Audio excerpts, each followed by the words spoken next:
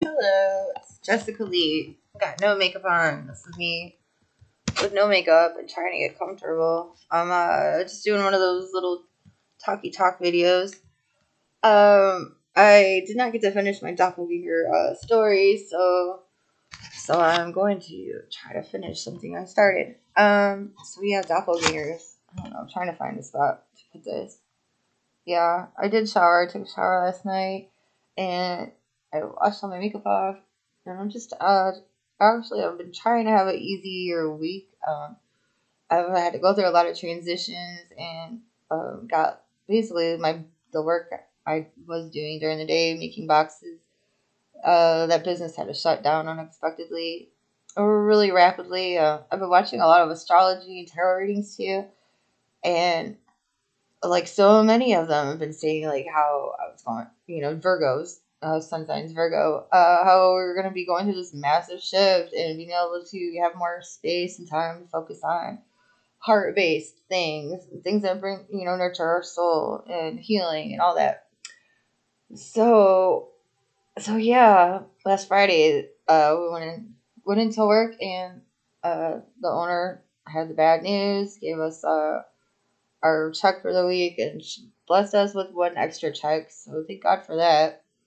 Um, but now I'm able to spend more time, relaxing, trying to relax. I'm pretty tight wound, so and I've been wearing a lot of stress. Like shit, that job is kicking my ass. Like I like the job, but the fact that other people I worked with were not really so what's the word? Like they didn't have very much initiative to even start the job. Like I would have to start it, make sure it got done, all that shit. And a lot of times I'd be working through my breaks because I'd see everybody else fucking off, and I want to get shit done, in a certain time. So it was stressful. And apparently, I was more stressed out than I even fucking realized. Because here we are, it's almost a week later, and I still have this like huge ball of fucking stress in my back and my chest, and I cannot fucking let it go. And it's been affecting my reading. Uh, so I haven't signed on yet today. Yesterday, I did sign on, and before I tried to sign on, I pulled my own cards, and well, I've only got three, right? Oh, what was it? Balance, confidence, and rejection. So immediately I kind of felt like I was gonna have a hard time connecting with people. Like that was kind of the message. Like I have to work on building my confidence or something like that. And until I do, I'm gonna have some rejections. And that's what I got from it. And then as the day played out, I was having a hard time connecting. I mean, just with two people. I did connect with one, and then there were like four others that came in to me through Medium Chat, and they were on the trial thing. And the way this site works is if you're a new customer to the website, I believe, if you make an account, that's your new account, new email, whatever, you get your first 3 minutes free. Period. This first call is for 3 minutes. You get free. After that, you have to load money if you want a reading, not just from that first person, but anybody else you want to try on the site. They're only gonna let you do it one time, which I do like that. I like that a lot, but I end up having like four people come in, and they got their, the 3 minutes. You introduce yourself, and I'm able to touch on, their question just a little, and then they're prompted to load their information. And so what happened was, I get put on hold while they're asked a question. They make a decision, and I guess I don't know what they're asked, but I'm guessing they're asked, if they like to continue the reading. So clearly these people are hitting guess because on my end, I'm asked to wait up to 3 minutes so they can put in their payment information. So I must not be doing so bad, with these 3 minute intros that they do want to continue, but they don't want to pay. So that was kind of a frustrating thing. And when stuff like that happens, I can't help but take it a little like, ugh. And also I read into the universe, and I'm like, okay, this is a lot of, I'm trying to go this way and I'm getting a lot of resistance. It's not working out. So I had to just be like, all right, I guess I better take a break. Maybe I need to self-reflect more. And, today I kind of have the same vibe. Like I woke up and I'm like, I'm still not really feeling it. So So I'm gonna work on this. My son just walked in there, so I'm gonna pause and I'm gonna visit with him for a little bit because we got all day to do this, right? Hello, presto change. I put my hair down. Okay, so yeah, so I have more free time to work on stuff now and also work on getting some of my stories out. I got some big ones to tell, but for starters, I'm gonna start with something less intimidating for me, which is the doppelganger thing. Okay, so I told the story already about how when I saw a doppelganger of my mom, and that's one example. So another time, there were other times, where okay, my brother Leroy the third, when we were younger. Okay, when was the first time there was a doppelganger? Okay, the first time there was a doppelganger sighting of Leroy wasn't seen by me. It was seen by some of my friends that I went to school with.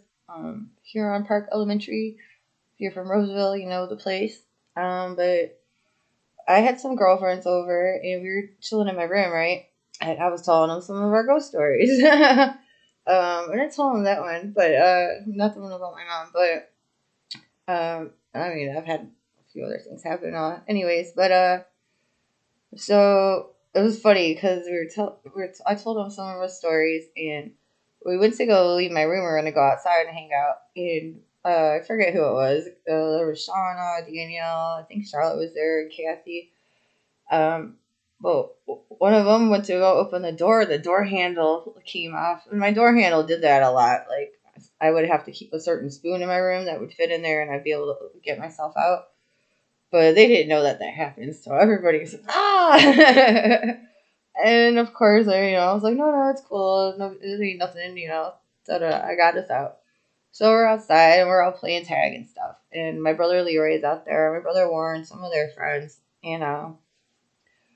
And anyways, the playtime ended up getting interrupted when a couple of my friends started freaking out about how they saw my brother Leroy standing by the side door at our house. We had the side door, not a back door, but they saw him standing there with the door open, like kind of leaned into it, and then he ran in the house. And then they turned their head, and he was standing in the next door neighbor's yard, and the two of them both saw this. So they're like, "What the heck? What the heck?" And everybody went to go see what the heck they were tripping out about. And yeah, so that was the other time it happened. And then the third time that I know, in my family's history here, was after we left Roseville, Michigan, and moved to East Point, Michigan, which is the next city over. And the first night in that house, okay, I'll tell you about the house layout first. It's not a bungalow. It's got one floor and a basement, so it's a 2-story home. My brother Jason and Warren, they were sleeping on Jason's bed, which he decided he was going to take the basement. And it's not furnished at the time, so it was just the wood frame and the floor. So they're down there. They got a bed down there. In the upstairs, there's 3 bedrooms, and I was on the end of the left hall. My mom's room was on the end of the right hall. And so our first night there, I could feel something was not right, dude. I was in fetal position. And I'm curled up, and I'm just like, this house is haunted. This house is haunted. Over and over, like chanting it practically. I mean, I didn't know what else to do. I could just feel there was something not right. And I obviously knew that the house was haunted. So I'm just doing that, I don't know what else to say because I've already tried to tell my family about feeling stuff before, and they never really believe me. So no point in saying anything to anyone. I just kept it to myself at that point. So I hear my brother Warren downstairs holler out my brother Lee's name. Now that first night, my brother Lee and my mom, they were sleeping in her bed across the hall.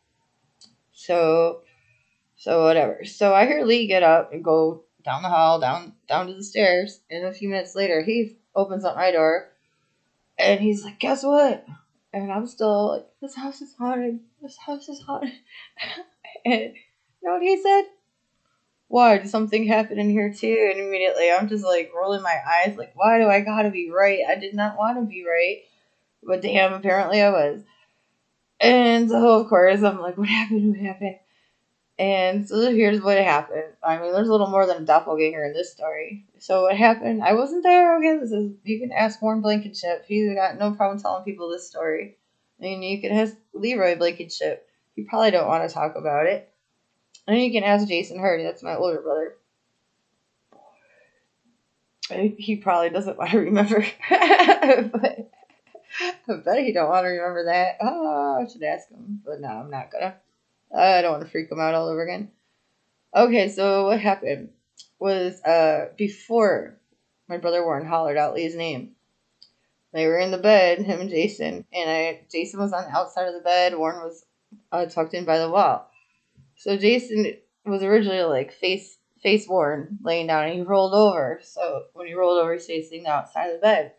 Well, he opened his eyes, and he said he saw a dark face with red glowing eyes, like in his face, like just staring at him. Didn't do nothing, just looking at him. And he was a bit scared, and he reached over, and he's like, Warren, Warren. So Warren sat up, and he seen it too.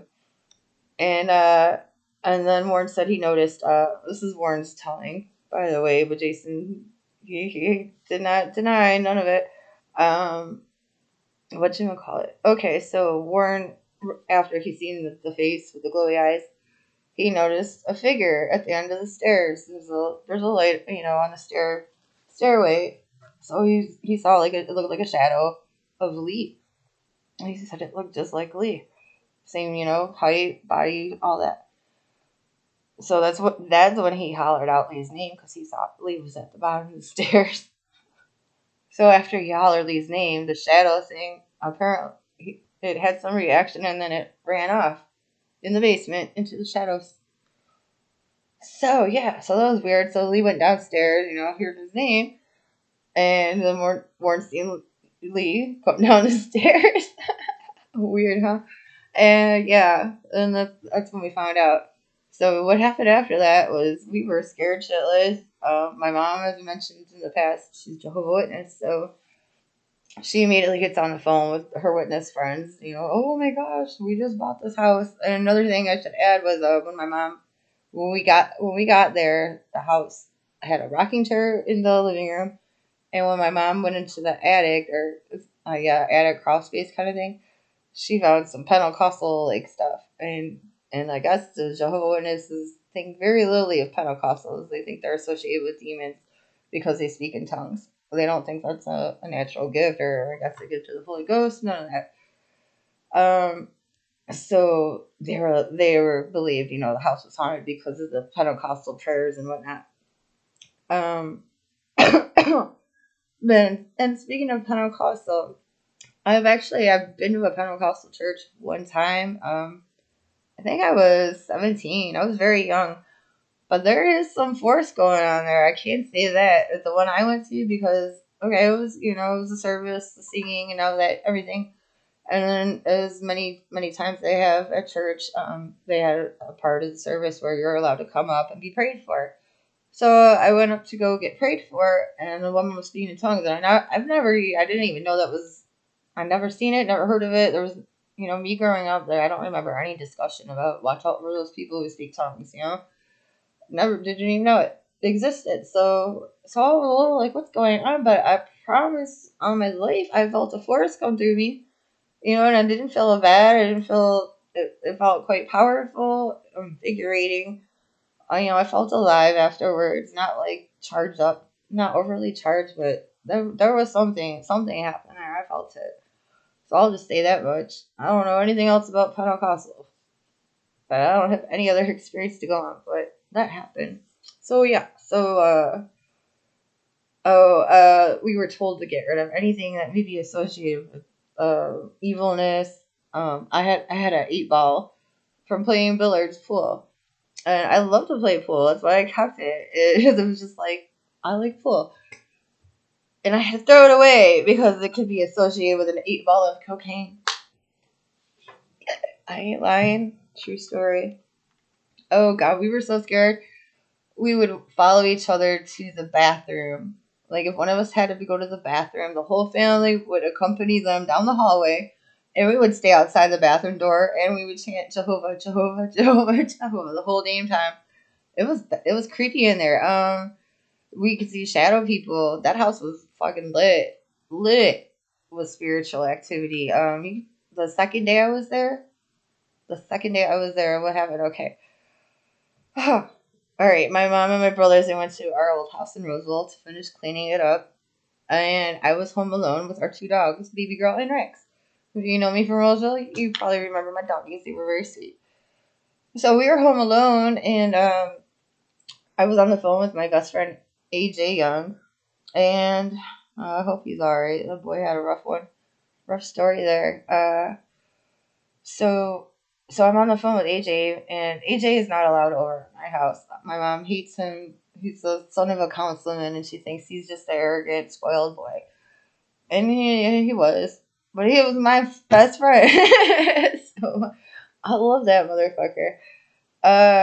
But he was on the phone with me, and I'm home alone, and the toilet fucking flushed, dude. The toilet just flushed. I don't know why any spirit would want to flush the toilet, but it freaked me out. So that was their goal. It worked. So I'm telling him, I don't give a fuck what my mom says. I'm not staying here alone. So, and back then we didn't have cell phones. Like AJ had a pager. I mean, that was top of the line rich boy shit right there. If you had a pager, well, we didn't quite have cell phones yet. So I couldn't just call my mom. There was no phone service there. We moved. So yeah, I was not gonna stay there alone. I was like, fuck that. So I wasn't gonna stay inside. I mean, I wasn't in that after that shit happened. I was out on the porch. I was on the porch. We had a glass screen door, so it wasn't a screen door. I guess you call that a storm door. I had the main door open so I could keep an eye on my puppy dogs, and I waited outside for ages to get there. There's no way I wanted to even stand in that house right then. And I felt bad for leaving my dogs in there. I was like, I'm so sorry. I'm so sorry. So while I am watching, looking at my dogs and apologizing, I see a fucking another shadow dude. And this one had a fucking hat on. Like the way this shadow looked, it looked like a Humphrey Bogart motherfucker. He had a fucking hat on, trench coat. That's what it looked like to me. And my eyes focused on it. I was like, what the fuck? I'm looking at it like, how the fuck? And then that bitch fucking zoomed around the corner. And AJ came up about a minute later. He came up, pulled up in his nice Ford truck, and he's like, what's going on? And so he gets on the porch with me, and so by that time, my back is facing the living room front room window, and he's facing it. And I was like, there's some weird shit happening, and he makes this weird ass face. And he points behind me, and he's like that, and I look, and my curtains are shit. The bitches are flying everywhere. Like, the direction where that shadow motherfucker went was into the living room. I don't know. It was weird. We had lots of memories in that house. Yeah. So, yeah, it was very haunted. Lots. Okay, so what else happened? This house had a lot of stuff. What else happened? Da da da da. Yeah, we could see shadows on the wall. One time my brother Lee and Jason, they were fighting, and Jason was chasing after Lee. And Lee ran into my mom's room, and she had a dresser with shelves, and on one of the shelves was a candlestick holder, a pretty heavy one. And so Lee's in the bedroom hiding from Jason, and he locked the door, and he thought he was safe, and he was, except the fucking ghost apparently didn't like his shit either, because it fucking took the candlestick holder and fucking threw it at Lee. And then he decided Jason wasn't so bad to deal with. He came out of that room real quick.